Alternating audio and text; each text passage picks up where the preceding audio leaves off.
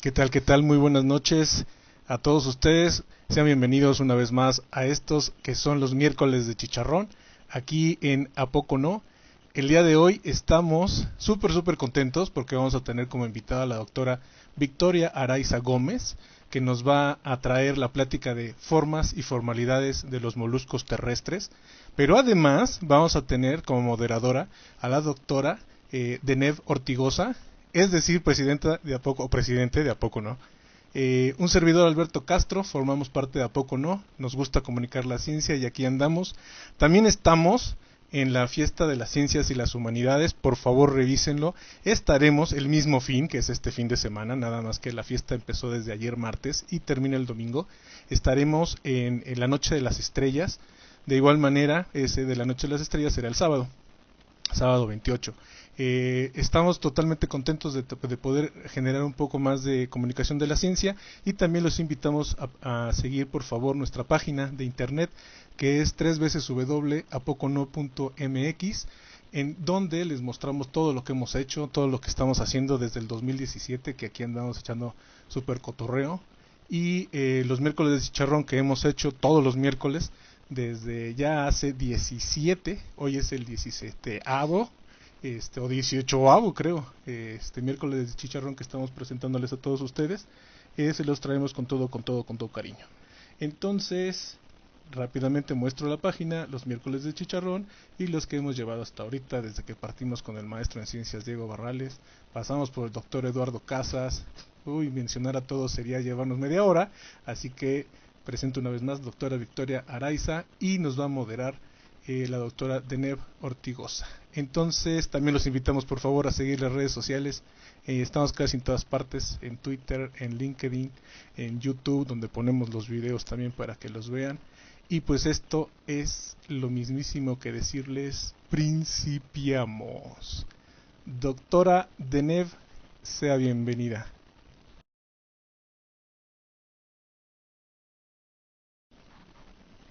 Hola, ¿qué tal? Muy buenas noches a todos.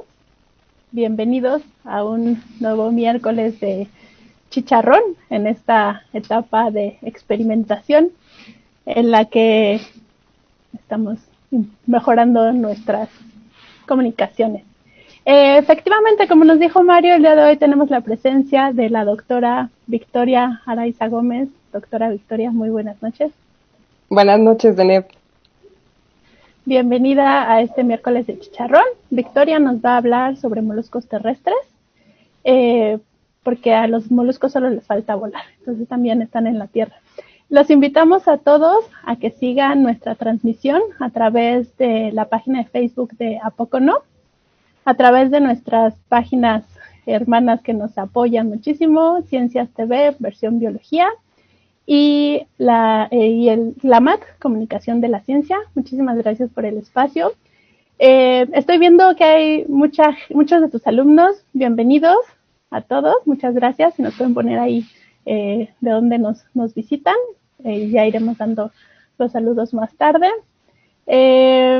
Los invitamos también a que en cualquiera de las páginas en las que nos estén viendo pongan sus dudas durante la charla de la doctora Victoria y se las haremos llegar si nos da tiempo al terminar su presentación, y si no, a través de su correo electrónico, y nosotros les vamos a dar respuesta a todas y a cada una de ellas.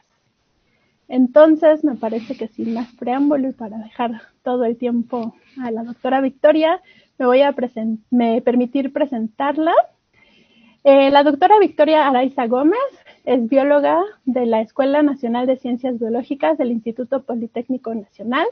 Realizó su maestría en Ciencias Químico-Biológicas, también en el Instituto Politécnico Nacional, y su doctorado en el Poli. Realizó una estancia especial de investigación en moluscos terrestres en la UNED, en Costa Rica. Fue profesora del curso Introducción a los Moluscos Continentales en México, entendiendo la problemática y aprendiendo a identificar especies mediante taxonomía tradicional y marcadores moleculares, durante la Reunión Nacional de Malacología y Conquiliología de la SMAC el año pasado.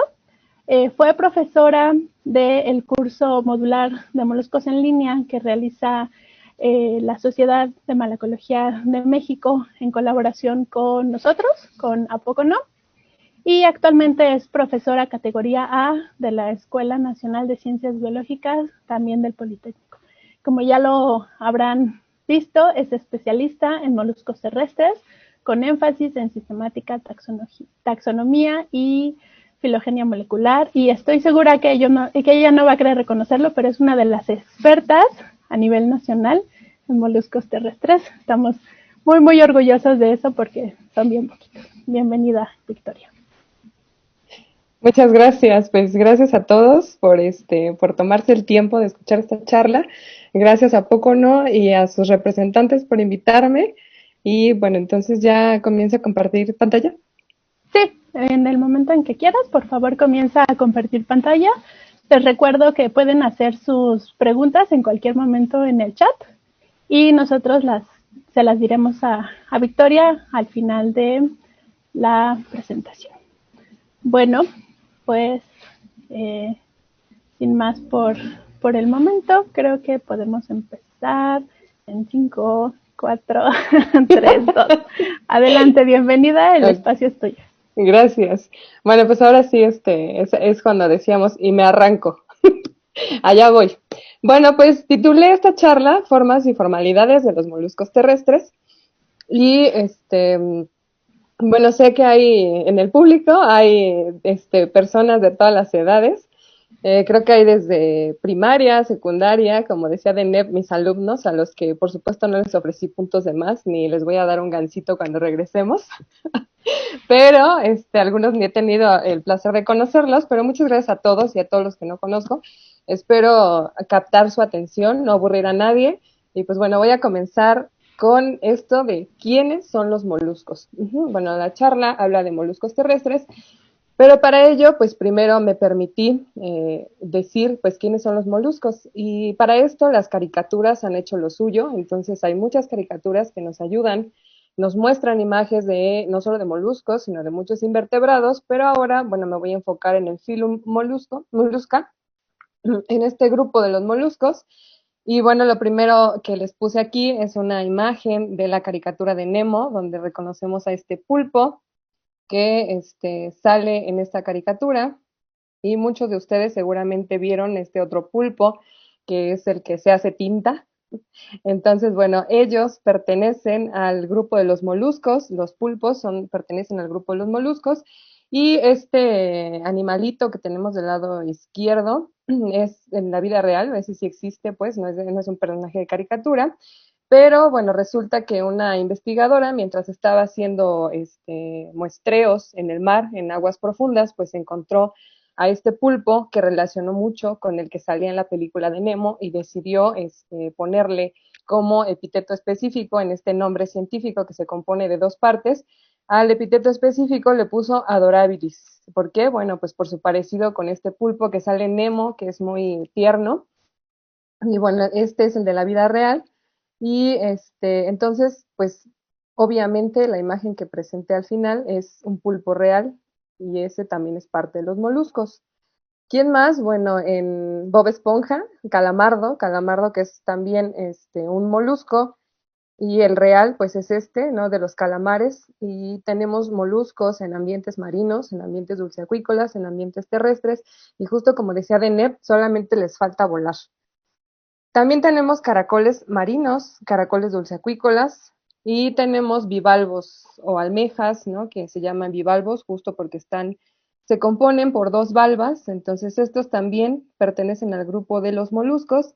Y bueno, finalmente, pues quien nos interesa, nuestro objeto de estudio o mi objeto de estudio y de esta charla del día de hoy, que son los caracoles terrestres, y les puse aquí a Turbo, y esta otra serie que jamás la he visto, pero que se llama Bajo Terra y que está representada, formada por babosas terrestres. Eso me dijeron y quiero creer que es así.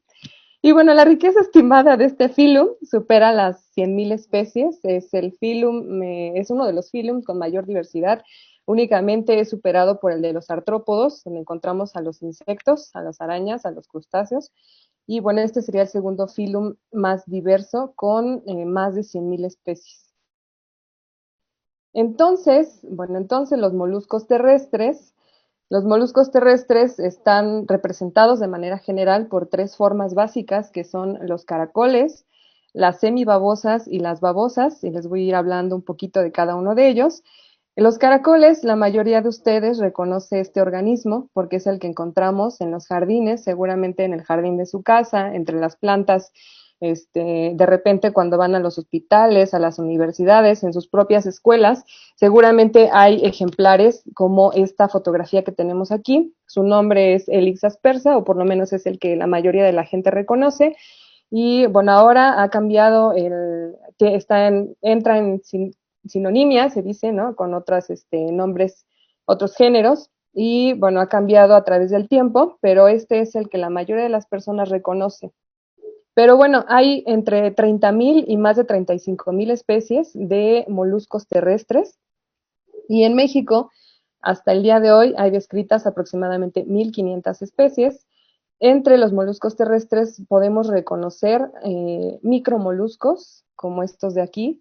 Esta escala es de 1 milímetro, entonces pueden medir hasta, o sea, son tan pequeños como esto de aquí, que es 1 milímetro, y este es un ejemplar vivo de estas conchitas que están acá.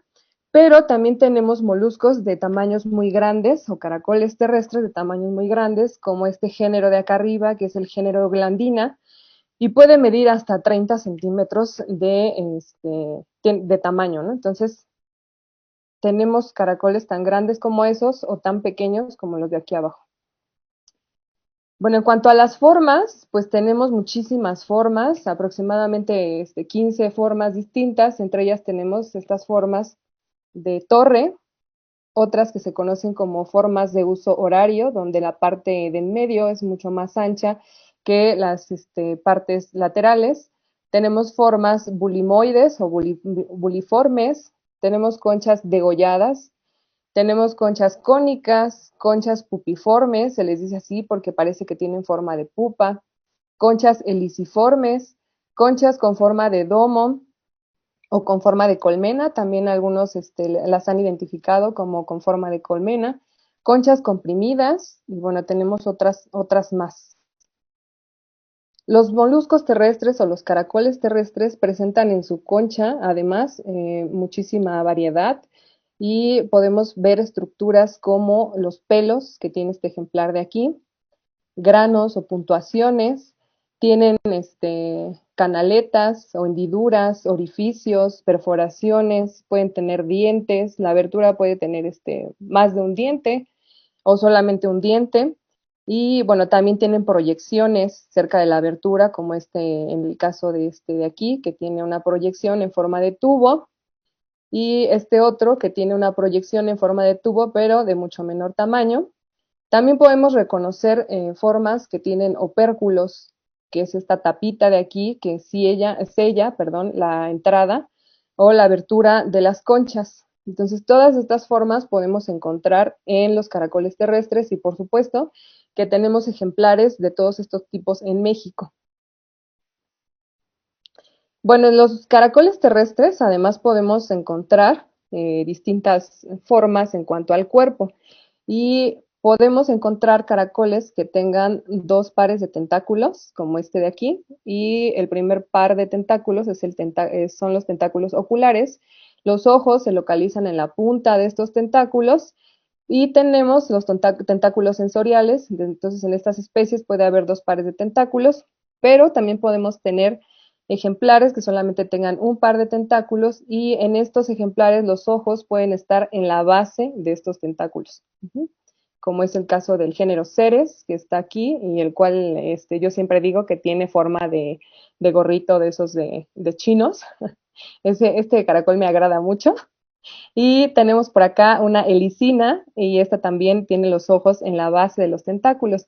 Estos organismos que tienen los ojos en la base de los tentáculos se conocen en la clasificación que se manejaba hasta hace algunos años como prosobranquios, mientras los que tienen dos pares de tentáculos se conocen como pulmonados. Los prosobranquios además tienen la característica de que poseen ese opérculo que sella la apertura de la concha, mientras que los pulmonados pues no tienen esa tapita en la abertura de la concha. Pero además podemos encontrar formas como esta de acá, donde además de tener los dos pares de tentáculos, tenemos unos palpos labiales. Estos palpos se presentan generalmente en aquellos caracoles que tienen hábitos carnívoros y estos palpos labiales los ayudan a detectar a sus presas. Entonces, en México tenemos aproximadamente 41 familias de caracoles terrestres. Tenemos además otras formas, como son las semibabosas, y dentro de las semibabosas nosotros vamos a reconocer distintos grados de reducción de la concha. Podemos tenerlos, ya Deneb hizo cara de su semibabosa favorita. Entonces tenemos semibabosas con distintos grados de reducción en la concha. Los podemos tener como el primer caso, que es el género Helicarion, donde tenemos una concha expuesta, la podemos ver aquí, pero el animal no es capaz de retraer su cuerpo dentro de esta concha, es decir, no cabe, ¿no? O sea, el cuerpo no cabe dentro de esa concha, por eso pertenece a las semibabosas. También las encontramos como esta de aquí, que se llama Ibicus, y aquí la concha también es de un tamaño pequeño, no alcanza a cubrir la totalidad del cuerpo del organismo, pero aquí podemos ver que está cubierta con una estructura que se conoce como manto, que es propio de los moluscos terrestres. Y bueno, pueden tener la concha, como en este caso, parcialmente cubierta por el manto, o como en este otro caso, en Equinix, donde está totalmente cubierta por el manto, y ahorita vamos hacia los Equinix. Entonces, también tenemos semibabosas que tienen apenas un remanente de la concha, pero la tienen también externamente, entonces por eso la seguimos reconociendo dentro del grupo de las semibabosas, y es una concha realmente pequeña, y por supuesto que pues ahí jamás se va a retraer nada del cuerpo del organismo. En México tenemos estos dos representantes de las semibabosas, son pocos, ahorita les voy a decir cuántos tenemos en total de las semibabosas, pero uno de los más llamativos es sin duda el género Equinix, con 3 especies descritas en el año 2012, y este género, bueno, obtuvo su nombre porque pues tiene unas proyecciones en el cuerpo que lo hacen dar la apariencia como si fueran espinas de algunos erizos, y además, bueno, tiene una concha externa, pero esta concha externa está cubierta por esta estructura que se llama manto, y el manto pues tiene además arrugas, ¿no? Puede tener arrugas o ser más lisa o tener otro tipo de ornamentación, digámoslo así. Y bueno, por eso a esta le pusieron Equinix rugosa y fue descrita en el 2012. También de México es Bunia metli, es una semibabosa que se describió el año pasado, en 2019, es una semibabosa mucho más pequeña, puede apenas alcanzar los 5 centímetros en comparación con un Equinix que alcanza hasta 30 centímetros de longitud. Y en Bunia también tenemos una concha externa, pero está parcialmente cubierta por el manto. Se calcula que de semibabosas en el mundo existen aproximadamente 1000 especies, y de aquí nos vamos a brincar a las babosas terrestres.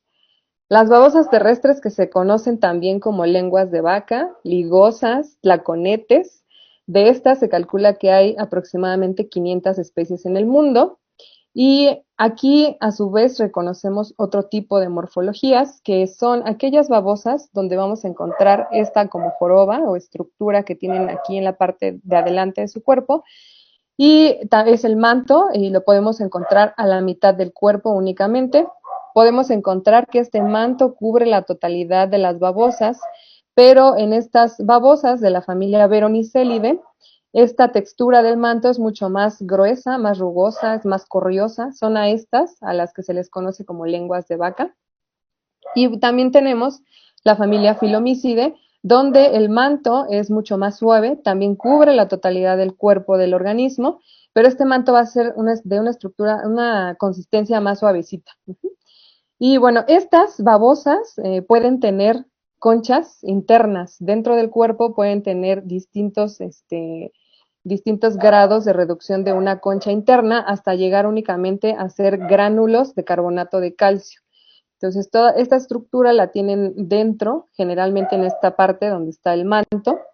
Y aquí es importante hacerles saber que las babosas no es que se salgan de la concha y puedan irse a pasear. y regresan a tomar su concha, sino que son organismos completamente distintos, son cosas que evolucionaron independientemente, entonces cada una de ellas tiene sus virtudes y sus cualidades, y ahorita vamos a ver algunas. De las babosas terrestres se calcula que hay aproximadamente 500 especies en el mundo. Y aquí, pues aquí se resumen lo que hay en México, de semibabosas y de babosas. En México, entonces, tenemos dos familias para las babosas terrestres, que son la familia Philomycidae y la familia Veronicelidae. Philomycidae con 4 especies descritas y Veronicelidae con 2 especies descritas para México. Mientras que las semibabosas están distribuidas en 4 familias, Echinichinidae, Humboldtianidae, Hantonichidae y Arionidae. Y bueno, respectivamente tienen 3, 3, 3 y una especie. Si nosotros hacemos una comparación con esas especies que hay descritas en el mundo, pues en México hay un número muy pequeño de especies descritas. Nosotros decimos que el número está subestimado. Bueno, ¿por qué? Pues primero porque hay poca gente trabajando con este grupo de organismos y después porque también sus características las hacen difíciles de encontrar, ¿no? Entonces ellas necesitan tener mucha humedad, una humedad muy adecuada para que cuando nosotros vamos al campo las podamos encontrar. Generalmente encontramos 1 o 2 ejemplares y bueno, para hacer estudios pues a veces se necesita un número más grande de especies. Bueno, entonces, ¿cuáles son las desventajas de las babosas? Bueno, que su cuerpo tiene del 80 al 90% de agua.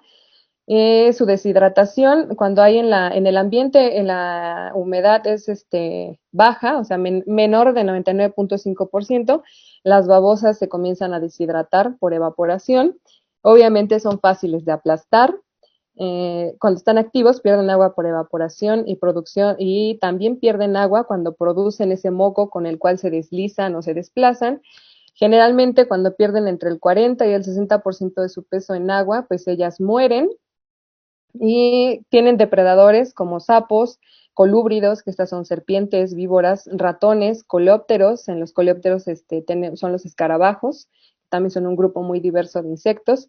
Los dípteros, que son moscas, otros moluscos, también son sus depredadores. Platelmitos, que son gusanos planos, hormigas, cucarachas. Y otra de las desventajas es que son susceptibles a ser parasitadas por platelmitos, nemátodos e incluso por hongos y algunos otros huevos de otras especies. ¿Cuáles serían las ventajas de ser una babosa? Ahora sí que sí tiene ventajas ser babosa.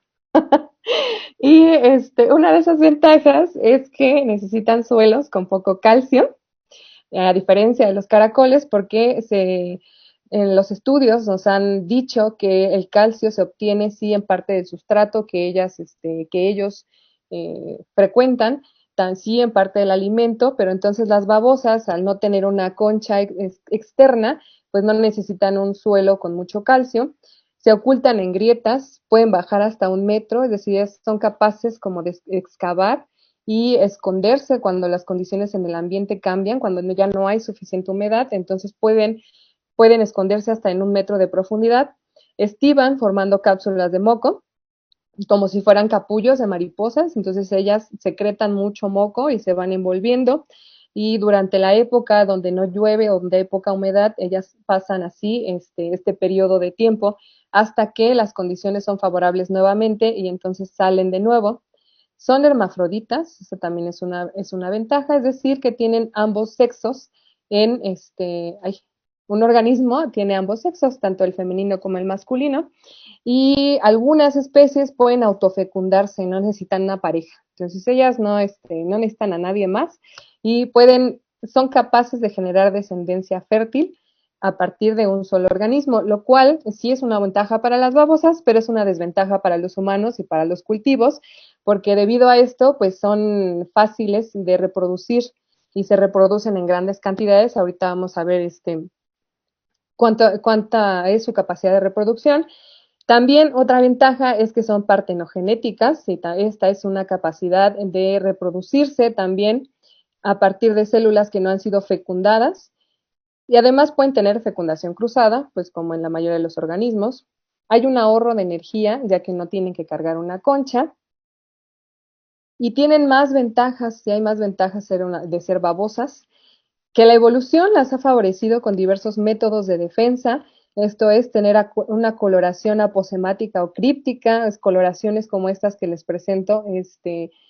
De estas babosas no hay en México, son de Nueva Zelanda, son de la familia Atoracoforidae, pero bueno, podemos encontrar babosas con estas coloraciones tan llamativas que, por supuesto, como en algunos organismos o en muchos organismos en la naturaleza, cuando nosotros vemos un color tan intenso y tan llamativo, pues mejor nos alejamos, porque eso quiere decir que quizá sean venenosas. Y sí, estas babosas son venenosas, son de Nueva Zelanda, repito, y Nueva Zelanda en el año 1990 y algo, me parece que 94-97, sacó una colección de timbres de estas babosas, porque bueno, ellos están orgullosos de ser uno de los países, o uno de los pocos países donde se han registrado babosas terrestres venenosas. Este es el timbre postal y esta es el ejemplar en la realidad, ¿no? Entonces, bueno, son muy bonitas, no son las únicas, hay más coloraciones, pero bueno, esa también es una ventaja de ser babosa. Secretan sustancias, como dice aquí, que pueden ser tóxicas o venenosas, no para el humano, no se han registrado casos para el humano, pero sí para sus depredadores, y tienen comportamientos como que se pueden retorcer o que pueden, se dice autotomía, que es la capacidad de perder una parte del pie para distraer a sus depredadores. Esta capacidad también la tienen algunos animales como las lagartijas, en las cuales también pueden desprenderse de un fragmento de su cola para distraer a los depredadores. Sus tentáculos de las babosas pueden detectar sustancias a 7 metros de distancia. ¿Dónde viven estos moluscos terrestres? Bueno, los moluscos terrestres pueden colonizar casi todos los ambientes, o más bien todos los ambientes, desde regiones templadas, subtropicales, tropicales y los desiertos. Además, los pulmonados viven en todos los continentes e islas. Entonces, se tienen registros de moluscos pulmonados en todos los continentes y en todas las islas. Estos moluscos pulmonados son aquellos que les decía que tienen 2 pares de tentáculos, que los ojos los tienen en la punta de los tentáculos oculares. Y aquí, bueno, lo que yo les quise ilustrar es que podemos encontrar babosas y caracoles en los árboles, en los troncos de los árboles. También las podemos encontrar en los troncos que están en el sustrato en descomposición, tanto caracoles como babosas. Tenemos caracoles de hábitos arborícolas, de hábitos arbustivos y aquellos que viven en el sustrato. Y bueno, pueden encontrarse en un sinnúmero de plantas, en bosque de pino encino, en selvas tropicales, en bosques neblados. Y además, dentro de esto, pues los podemos encontrar en el tallo de las hojas, en los frutos, en las propias hojas, en las raíces. Bueno, se pueden alimentar también de cierto tipo de raíces. Las podemos encontrar en las orquídeas, en los magueyes, en las bromelias, que son estas plantas que se encuentran, que viven en los árboles. Entonces, bueno, son capaces de colonizar muchos ambientes y muchos sustratos. Ahora, tienen una estructura para comer especial que se llama rádula, y aquí vemos un caracol que apenas va a iniciar su alimentación. Entonces tenemos estas células que son sus labios, sus labios son ricos en células sensoriales, y aquí esto cafecito es la rádula de un molusco terrestre, tanto de un caracol como de una babosa, si se ven.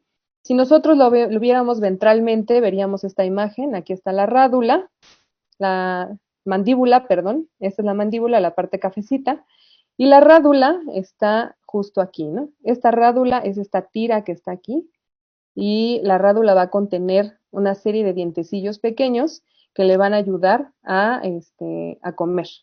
¿Cómo es la rádula? Bueno, estas son micrografías se tomaron con ayuda de un microscopio electrónico de barrido, y así se ve esa rádula. Entonces, cada uno de estos serían los dientes de las babosas, y aquí podemos ver la cinta completa, y estos son acercamientos de los dientes, cómo se ven los dientes, ¿no?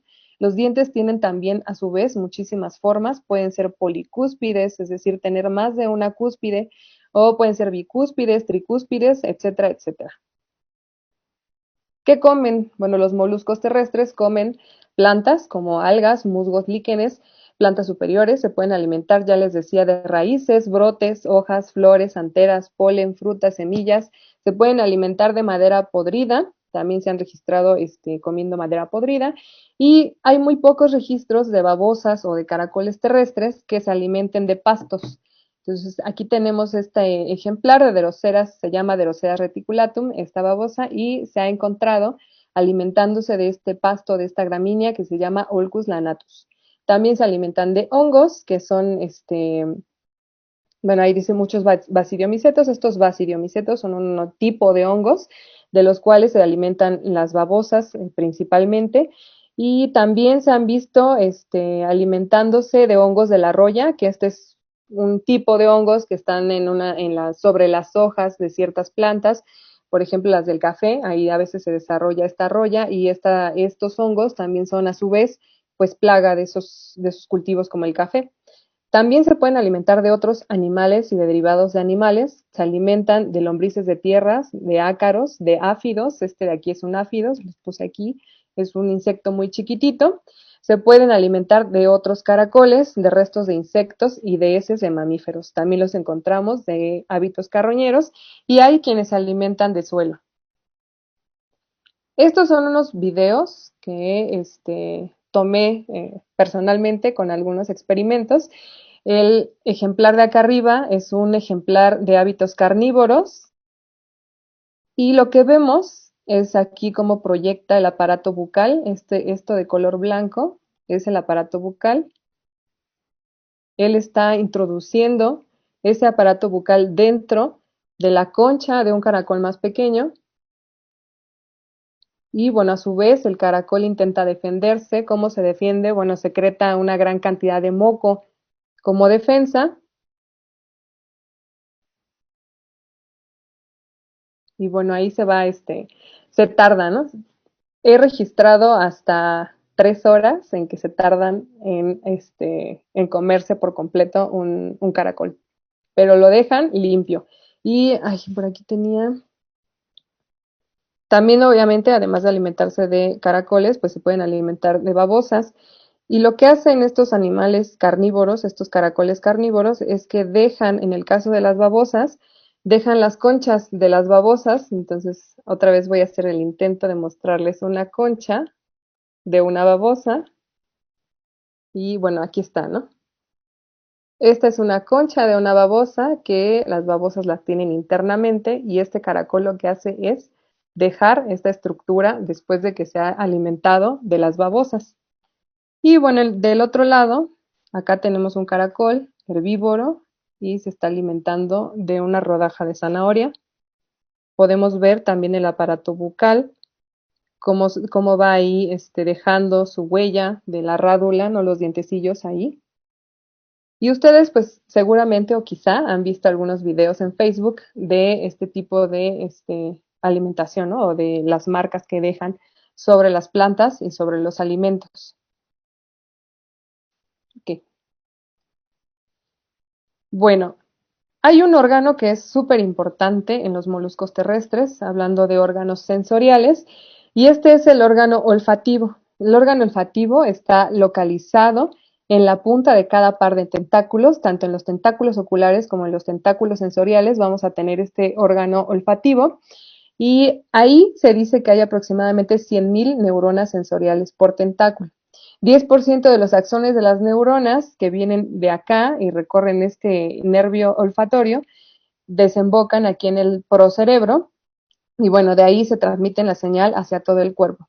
Y los labios, como ya les había dicho, son estructuras quimiosensoriales súper importantes, ya que también ayudan en esta respuesta, más que el sentido de la vista, porque en los caracoles terrestres y en las babosas terrestres, a pesar de que hay un tentáculo ocular, la vista no está desarrollada. Entonces el órgano súper importante es el olfativo, mientras que el ojo está compuesto por una córnea, un cristalino y una retina, y los estudios sugieren que el ojo lo utilizan para la fototaxis negativa. Esto quiere decir que ellos saben perfectamente dónde hay una intensidad de luz muy grande y huyen de esa intensidad de luz. Entonces, el ojo les sirve para esto. Únicamente ubican dónde hay una mayor intensidad de luz y se dirigen hacia el otro lado. También les sirven para sincronizar los ritmos circadianos, que son estos ritmos de que nosotros sabemos cuándo es de día, cuándo es de noche. Gracias a esto, en los caracoles terrestres y en las babosas, lo pueden hacer gracias a los ojos. Y además, los ojos les ayudan a regular funciones reproductivas. Entonces, tienen ojos, pero no son para ver. Bueno, otro órgano importante es el estatocisto, el cual desempeña un papel en comportamientos tales como el adrizamiento. Adrizar quiere decir enderezar, entonces ellos saben el sentido o la orientación que tienen que llevar gracias a este órgano sensorial que se conoce como estatocisto. Y bueno, también saben hacia dónde deben de migrar después de las lluvias, pueden excavar gracias a este estatocisto y bueno, están conectados por los ganglios cerebrales. Es una esfera, físicamente es una esfera de aproximadamente 100 micrómetros de diámetro y el centro contiene linfa con partículas de calcio. Bueno, ¿por qué estudiarlos? Muchas personas me han preguntado, ¿y por qué, no? O sea, ¿por qué los estudian? ¿Por qué son importantes? Bueno, dentro del grupo de los moluscos terrestres podemos reconocer especies invasoras, exóticas, bioindicadoras de importancia médica. Y las especies exóticas son aquellas especies que, incluyendo semillas, huevos, esporas u otro material biológico capaz de propagarse, que no es nativo de un ecosistema en particular. En México tenemos 56 especies exóticas, de las cuales 12 son babosas. Entonces, hay más diversidad de babosas terrestres exóticas que nativas en este momento en nuestro país, pero eso no quiere decir que no existan, sino que quizá están esperando ahí ser descubiertas. Y un ejemplo de las babosas introducidas en México son estos dos, Arion vulgaris y Arion intermedius. Estas ya las tenemos en México, son originarias de Europa y llegaron a nuestro país, pues seguramente en algún cargamento de plantas ornamentales y anteriormente no se tenía cuidado de diseñar esos espacios, qué plantas se iban a meter, que fueran nativas, que no trajeran fauna exótica, ¿no? De repente basta con que una de estas entre al país para que se reproduzca en cantidades exorbitantes. Las especies invasoras se refieren a aquellas que dominan y causan daño a una economía o ambiente en particular, es decir, puede que entren al país, pero no todas se establecen o no todas pueden hacer su ciclo de vida completo o no todas se convierten en plaga de cultivos. Entonces, un ejemplo de esta especie, aunque no la tenemos en México, es Arion subfuscus, pero esta le gusta comerse los conos de los pinos y esta sí fue un problema muy importante en los Estados Unidos, ya que muchas especies de esta babosa se alimentaban de los pinos que se vendían para Navidad. Entonces, bueno, fueron pérdidas económicas bastante importantes. Y también tenemos especies bioindicadoras, que son la presencia de una especie o el estado de esa especie da información sobre ciertas características ecológicas del ambiente, que pueden ser físicas, químicas, biológicas, funcionales, y también sobre el impacto al ambiente. Tenemos especies de importancia médica, ya que pueden actuar como huéspedes intermediarios, es decir, ser como la casa intermedia de algún parásito, de algún nemátodo, que son estos gusanos pequeñitos que causan daño a los humanos. Y en este ejemplo tenemos a Aracinula plebeya, que puede contener parásitos en su interior y a su vez parasitar ganado o parasitar humanos. Aquí les puse un ejemplo de Acatina fúlica, que se conoce como caracol gigante africano, y seguramente también lo han visto en redes sociales. Esta es una imagen que ha circulado mucho en redes sociales y son caracoles que pueden alcanzar grandes tamaños. La imagen que tenemos aquí es de Colombia y ahí ha proliferado tanto esta especie que se necesitó reunir a toda la población y decirles, ¿saben qué? Tenemos que ir a colectar caracoles, ¿no? Todos, bueno, estos también son vectores de parásitos, por eso la gente iba con guantes, ¿no? Se dice que no se deben de agarrar o manipular a los moluscos terrestres sin guantes. De preferencia tienen que ser unos guantes de un material que pues no les hagamos daño, que no vayamos a romper la concha o aplastarlos. Con esos de carnaza de repente no se pueden manipular bien a estos ejemplares, pero en Colombia tuvieron que llegar a ese extremo de salir a las calles a juntar caracoles porque se ha vuelto un problema realmente grande. Entonces se han juntado, se dice en los informes o en los reportes del gobierno de Colombia, se dice que se han juntado hasta toneladas de estos organismos. ¿Qué hacen? Bueno, los matan, ¿no? Los matan porque son peligrosos, representan un peligro tanto a la salud humana como a los cultivos. Y bueno, estos son algunos de los síntomas que causa el transmitir un parásito de este molusco a los humanos, que pueden ser inflamación en las meninges, malestar estomacal, vómitos, sangrados intestinales y diarrea. Otro ejemplo es el caracol Euglandina rosea, que se conoce como caracol lobo. Este fue introducido en Hawái para controlar precisamente a Catina fúlica. Este es un molusco carnívoro y ellos querían que se comieran a Catina fúlica, pero bueno, no fue así. No fue así y lo que pasó fue que esta especie proliferó mucho, las poblaciones nativas disminuyeron porque la especie no es específica de Acatina fúlica, entonces se alimentó de todos los caracolitos nativos que vivían ahí y disminuyeron las poblaciones muchísimo y la población del caracol lobo aumentó. Tanto esta especie como la anterior se encuentra en las 100 especies exóticas invasoras más dañinas del mundo de la Unión Internacional para la Conservación de la Naturaleza. Y bueno, ahora sí, solamente les voy a hablar de datos curiosos y les puse bueno más, porque a lo mejor algunos fueron datos curiosos para ustedes. Los caracoles y las babosas distribuyen el polen al arrastrarse sobre las plantas, entonces no solamente las mariposas, las abejas, los murciélagos, los escarabajos son polinizadores, también los caracoles y las babosas.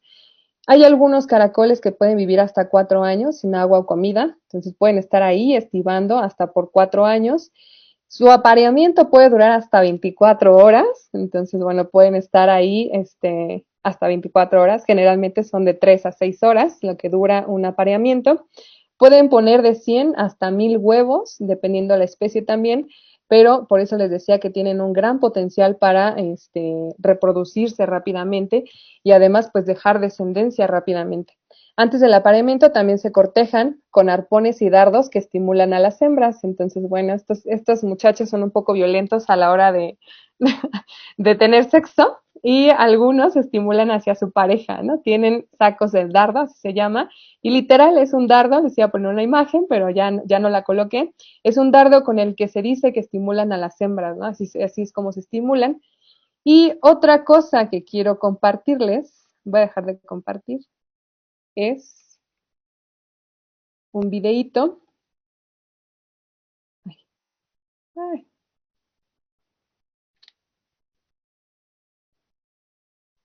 Ahí voy. Un video que está en YouTube, que tomé de YouTube, pero es parte de una investigación que se llevó a cabo de un caracol terrestre.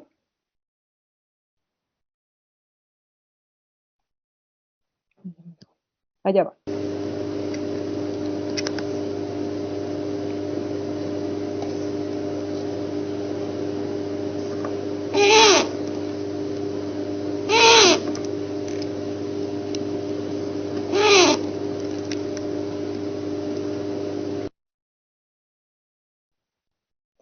Bueno, que hay muchos aspectos de este grupo de moluscos terrestres que son desconocidos. Entre ellos, pues se dice que sí, que los caracoles terrestres son capaces de emitir un sonido cuando son molestados. En este caso, la especie emitió ese sonido. No es la única, se ha tenido registro de otras.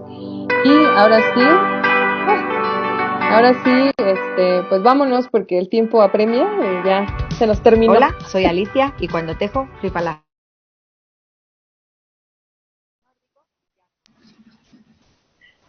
Estén escuchando el... Hombre, que estamos escuchando el video que... Ay, ya, perdón. Listo. No te preocupes. Bueno, pues para los que no llegaron al principio, estamos con la doctora Victoria Araiza Gómez, que con la charla Formas y Formalidades de los Moluscos Terrestres, a través de la página de ¿A poco no? En Facebook, a través de la página de Ciencias TV y a través de la página de la MAT. Tenemos muchos saludos, tenemos muchas preguntas. Oh, por Dios. Vamos a intentar resolverlas en los 15 minutos que nos quedan. Saludos a todas las personas que están sintonizándonos, en especial a los alumnos de la Escuela Gabino Barreda y de la Escuela Abel Salazar. Están un poquito decepcionados porque no va a haber gansito, pero pues mucha información. Voy a intentar ir más o menos en orden, pero hay algunas preguntas que coinciden o que son repetitivas, entonces a lo mejor esas las abordamos todas juntas al mismo tiempo. Ok. Entonces, para empezar con flores, Rubén Ali, me da mucho gusto que estés por aquí escuchándonos y le gustaría que por favor nos hablaras sobre las especies que has descrito. Sobre las especies que he descrito, ok. Bueno, Bueno, y para los que no pues, sabemos qué significa eso, ¿no? O sea, que es describir una especie. ajá, ok. Bueno, pues cuando nosotros nos encontramos en el campo una especie que no podemos identificar con lo que ya está conocido, con lo que ya está descrito, pues entonces lo que toca es describirla, describimos una nueva especie a la que toca también darle un nombre. Y en la presentación les mostré a la semibabosa Bunia metli, es una de las especies que describí. Y a esa, bueno, ya estaba, sí tenía características que se parecían a un género ya descrito, pero dentro de esas especies tenía características muy distintas. Entonces, a esa yo decidí nombrarla como Metli porque en náhuatl es maguey y el hábitat de estas semibabosas es justo los magueyes. Entonces, bueno, pues lo que se hace es colectar un buen número de ejemplares, hacer las disecciones, describirlas por dentro y por fuera, ¿no? Entonces, algo que, híjole, sí, hay muchas cosas que hablar de los moluscos terrestres, pero los moluscos también tienen sistema circulatorio, por ejemplo, ¿no? Tienen un pulmón, tienen corazón, tienen riñón. Entonces, todas estas estructuras pues se describen cuando hacemos la descripción de una nueva especie.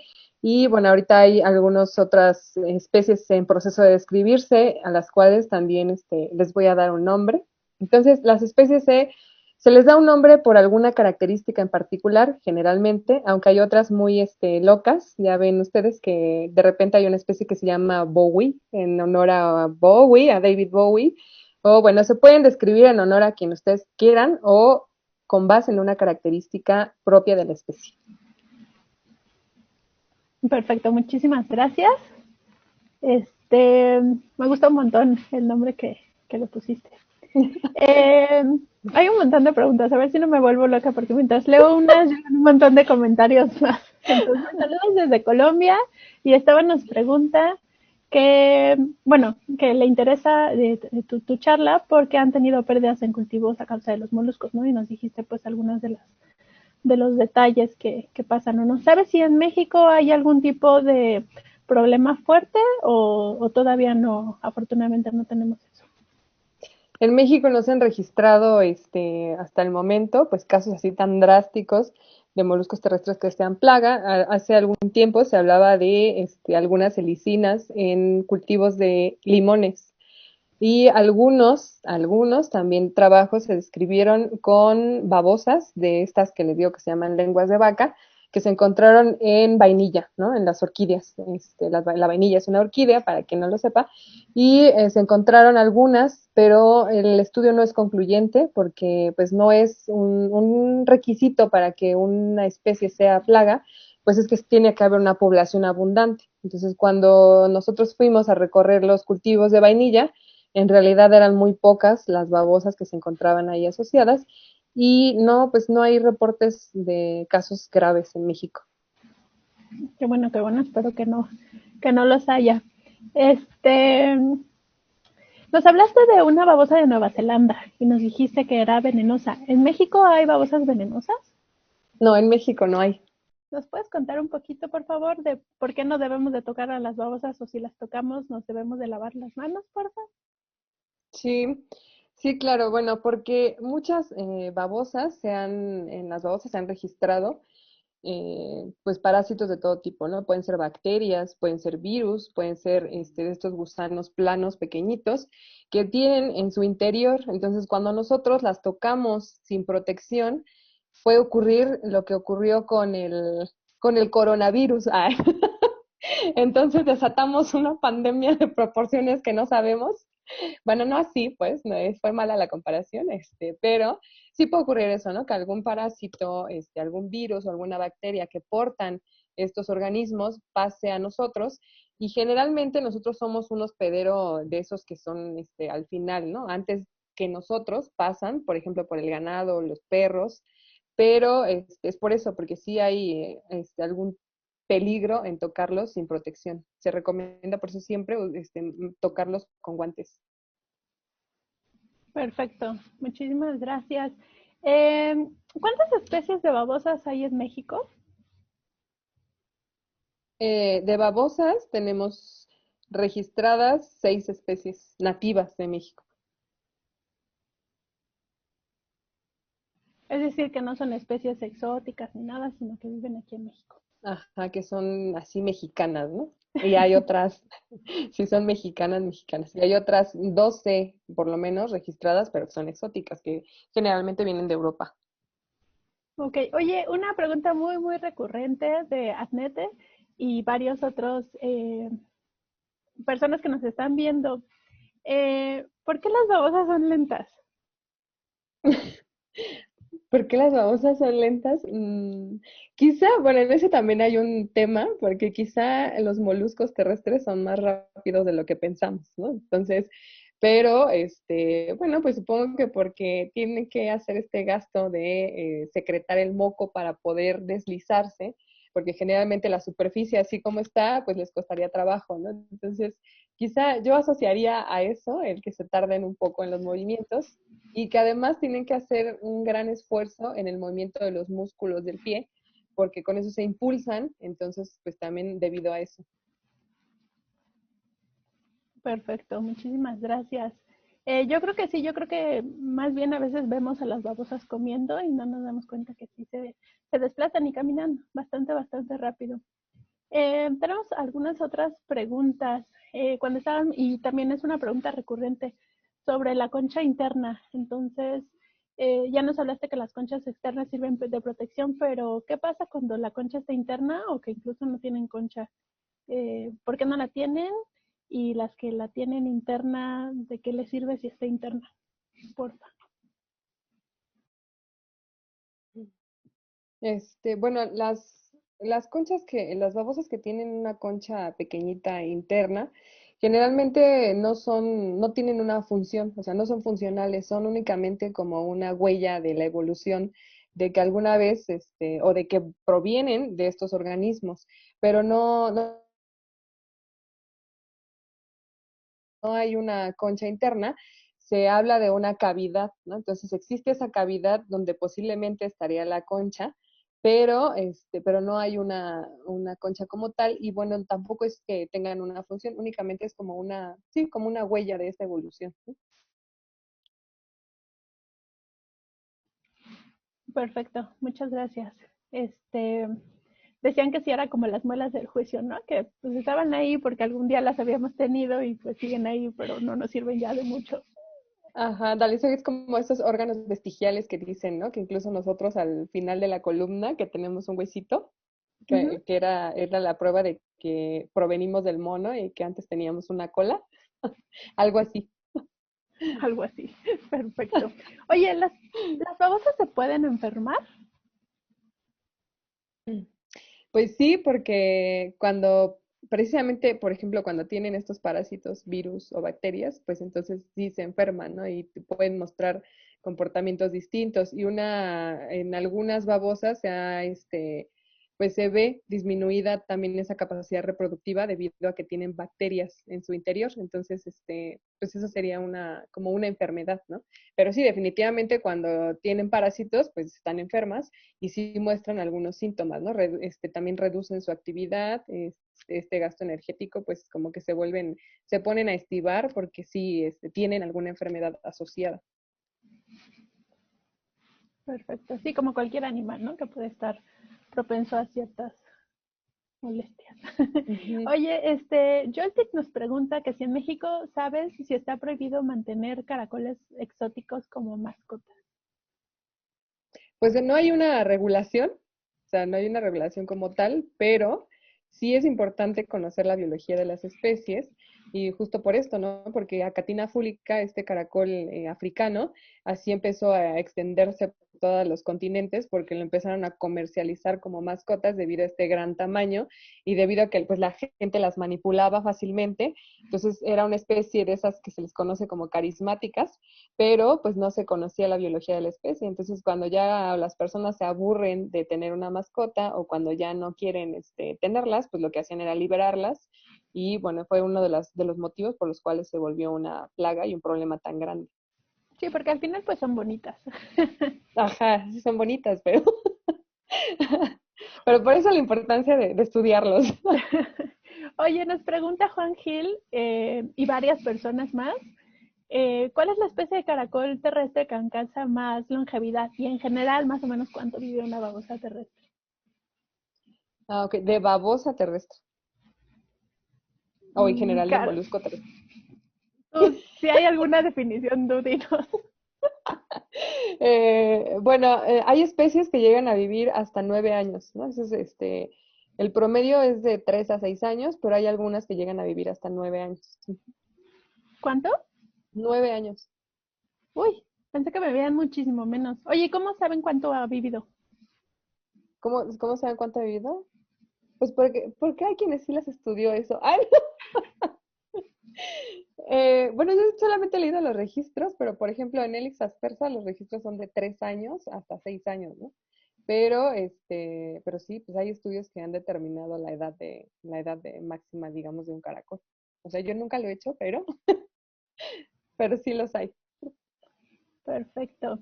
Oye, Sting Stefano Vilchis Álvarez te proponen para darte sugerencias para nombres para tus próximas especies. Ah, Eh, bueno, Otra pregunta bastante recurrente es, eh, ¿por qué tienen baba? ¿por qué tienen baba? Porque son babosas. Ay, no. No, bueno, pues es que ese moco es necesario para mantenerlos húmedos, ¿no? Es necesario para el deslizamiento, entonces también lo usan como defensa y bueno, todo el tiempo el manto está secretando este moco que utilizan pues para todo, ¿no? Prácticamente para todo, para deslizarse, para mantenerse húmedas, para protegerse, para resguardarse, entonces por eso tienen baba. Claro, sería el equivalente a nuestros zapatos, ¿no? O sea, nosotros no tocamos el suelo en donde nos desplazamos, sino que usamos zapatos y nos sentimos si hace calor, frío, si hay piedritas. Entonces, Ajá, sí, pues las además babosas no tienen zapatos, pero pues tienen baba que va ahí poniéndoles un tapetito. exacto, tienen moco de los mucopolisacáridos que secretan. Oye, ¿y sí sirve para aquí nuestras mascarillas faciales? Ah, sí, sí tienen propiedades antioxidantes, eso también se ha estudiado perfectamente y les digo, bueno, es que hay productos cosméticos pues muy variados, ¿no? O sea, de muy distintas calidades, entonces, pero de que tienen propiedades antioxidantes las tienen y sí se ha comprobado que son para regenerativas. Oye, ¿y sabes Ujú. qué tenemos que fijarnos en las letras chiquitas de las cremas? O sea, que diga trae realmente baba de babosa, o cómo sabemos, o con que digan Ah, mucopolisacáridos, damos por hecho que está bien. fíjate que aunque sé que sí sirven, no, yo siempre digo, bueno, si compran productos que están hechos en el Politécnico, seguramente sí extrajeron sus propiedades. No, no es cierto, no, pero bueno, incluso hay muchos productos pues charlatanes, ¿no? Que también se anuncian pues, con el nombre de algunas instituciones, pero en realidad yo ni siquiera he usado esos productos, pero sé que sí existen y es una buena pregunta, lo voy a investigar para poder responderles a quienes estén interesados. Perfecto. Les recordamos que estamos transmitiendo totalmente en vivo en la página de A Poco No, en Ciencias TV en Biología y en la MAT Comunicación de la Ciencia con la doctora Victoria Araiza, Formas y Formalidades de los Moluscos Terrestres. Estamos a punto de terminar, solo que se nos fue hace rato la luz, entonces nos quedamos unos segunditos sin luz, así que vamos a tomarnos unos minutitos extras para seguir con las preguntas. Este,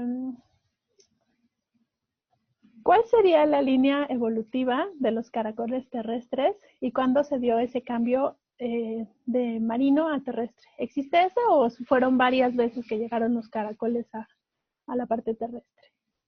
Sí, de hecho se dice que fueron en más de una ocasión, ¿no? O sea, es decir, evolucionaron por lo menos, se habla de 4 veces distintas y que por eso también es que se tiene toda esta variedad de formas y sí, de formas más que nada, ¿no? Porque sí, no fue un solo evento en la evolución, sino más de uno y se habla de hasta 4.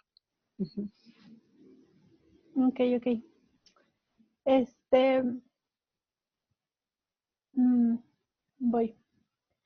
Te siguen mandando muchísimos saludos, que les gustó mucho la plática, muy buena eh, presentación, te mandan saludos tus alumnos. Aquí tenemos otra Gracias. pregunta de José Francisco García Ochoeta, que si puedes recomendar algunas citas bibliográficas con claves genéricas para Cantina de Centroamérica. Supongo que nos puedes pasar algunos enlaces y los ponemos en la página. Ah, ok, claro, sí. Ujú. Pero bueno, para Centroamérica, pues sí, la más socorrida y la que utilizamos es el checklist, ¿no? De Thomson. Ujú. Entonces, para México y Centroamérica, ahí sí hay bastante bibliografía, bastante literatura que puede consultar. Y bueno, incluso están hasta las sinonimias, ¿no? De algunos nombres, pues es bastante completo. Pero sí, ujú, te lo paso. Perfecto, muchísimas gracias. Eh, pues es que estoy intentando ver los otros mensajes que... Ah, nos pusiste un video súper interesante y con eso me gustaría cerrar la transmisión del día de hoy sobre un ruidito. Entonces, ¿nos puedes decir un poco qué es ese ruido, qué se hipotetiza, qué es ese ruido? Porque me parece súper impresionante y que nos estén... Sí, bueno, pues se dice que algunos moluscos terrestres, les decía, no es la única especie, o sea, se tienen registros en por lo menos 2 especies que emiten este sonido como mecanismo de defensa. Entonces, las personas que descubrieron o que grabaron este video dicen que ellos estaban colectando, me parece que sapos, anfibios.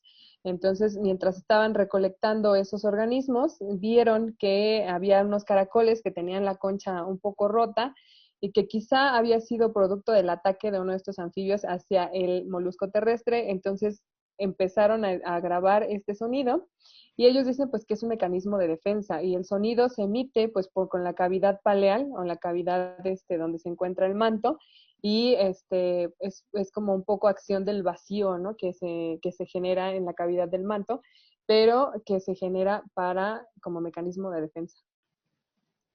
Perfecto, sí, está súper interesante. Yo nunca había oído a un molusco hacer ruido. Ya casi para despedirnos, nos pregunta Pame, ¿cómo los utilizan en la medicina? Los moluscos terrestres, Ujú. Si nos puedes bueno, dar pues algún ejemplo aparte de... aparte de la cosmética, Ujú. bueno, también como algunos tienen este fenómeno, así como los ajolotes, que son capaces como de regenerar ciertas partes de su cuerpo, entonces incluso los moluscos terrestres también son capaces de regenerar la concha y hay algunos estudios donde se están proponiendo estas propiedades o se estudian los moluscos terrestres para regenerar tejidos, ¿no? Para pues sí, para generar tejidos nuevos. Entonces, bueno, esa sería una de las aplicaciones de la medicina, además de que se utilizan como, pues, para estudiar los parásitos que se pueden transmitir al humano y la parte cosmética, que también hay muchos estudios. Sí, son bien interesantes todos los moluscos, no es porque estudie moluscos. Sí, pero Oye, sí. bueno, algunos de tus alumnos dicen que te hacen directamente las preguntas ahora en clase. Los invitamos a todos Ok. a que pongan sus preguntas en el chat de A Poco No, de Ciencias TV y de la MAT para que se las hagamos llegar a la doctora Araiza. Con esto nos podemos despedir. Victoria, muchísimas gracias por tu presencia aquí en Miércoles de Chicharrón. Muchas gracias a ustedes, gracias. Lo disfruté muchísimo. Y me encanta compartir esto de los moluscos terrestres. Sí, hay que hacer unos seminarios especiales solo de moluscos. Sí. Ok, de acuerdo. Perfecto, pues muchísimas gracias a todos por su presencia, en especial a los alumnos de la secundaria Gabino Barreda y de la Escuela Abel Salazar que estuvieron súper activos. Muchas gracias a todos y los esperamos en otro miércoles de chicharrón la siguiente semana. Que estén muy bien. Hasta luego. Gracias, Victoria. Bye, gracias.